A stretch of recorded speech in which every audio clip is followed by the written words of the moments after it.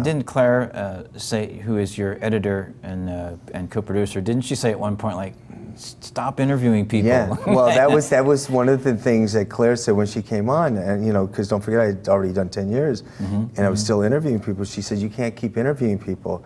I said, but, and she was right. She said, you can't put everybody into this. I said, I know, but, because you'll never fall in love with these characters. You need to know who these are. And I said, but that's why God gave us DVDs. I said, I will put it on the DVD somehow.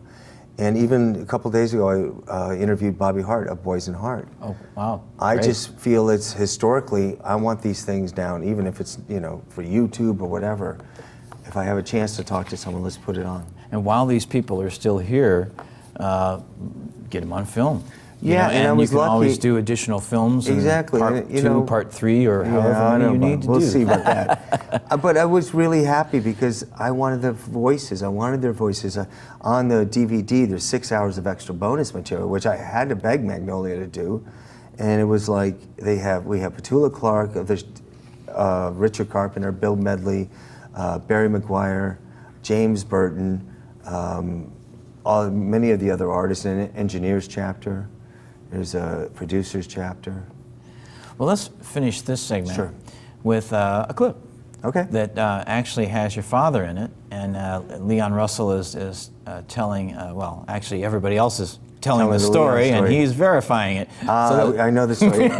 You know what, and it's funny because I never heard this story until Cher and Leon told it. Wow. And I wish my father was around just to ask those questions, like, what happened? Yeah, exactly. And I never heard it until then.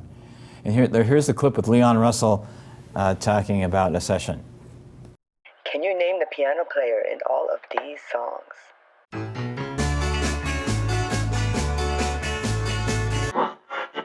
Gentle on my mind, little old lady. Wish they all could be California.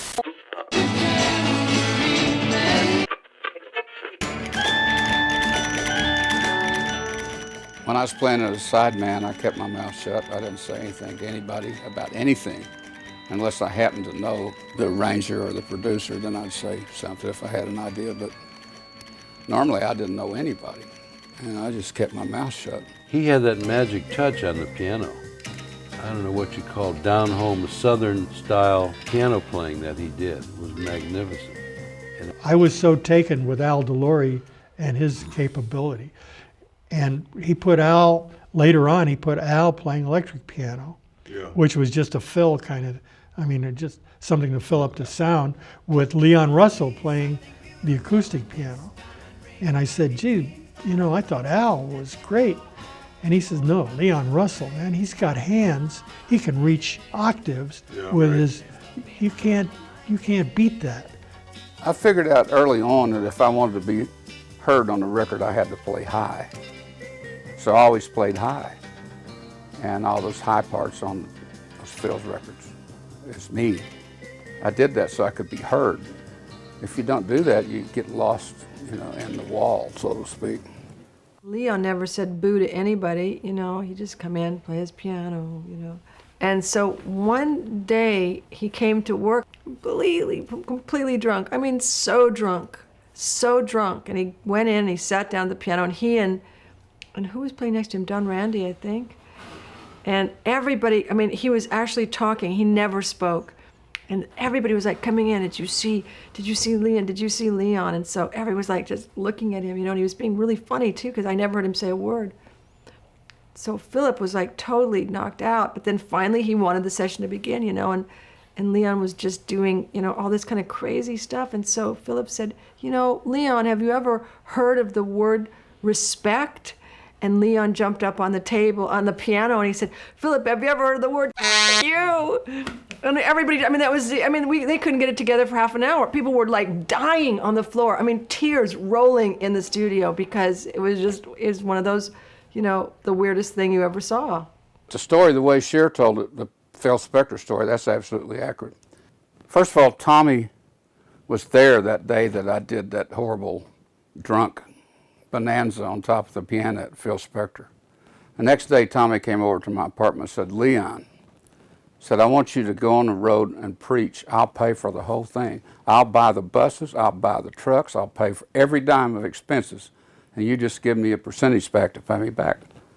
We were on this day with Glenn Campbell, and they brought Leon in, and I'll never forget.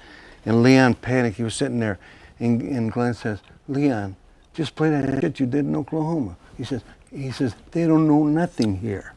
So Leon played Leon Russell, Yeah, right. and all of a sudden, they don't know nothing. That was his style. That's what they loved. That's what he did from there on it. I'd play those sessions. We'd play tracks, we have chord sheets, so we'd play the tracks. Sometimes we'd play them 10 times before we ever heard the melody, heard the singer. Just out of boredom, I'd write songs to those tracks as they was going by.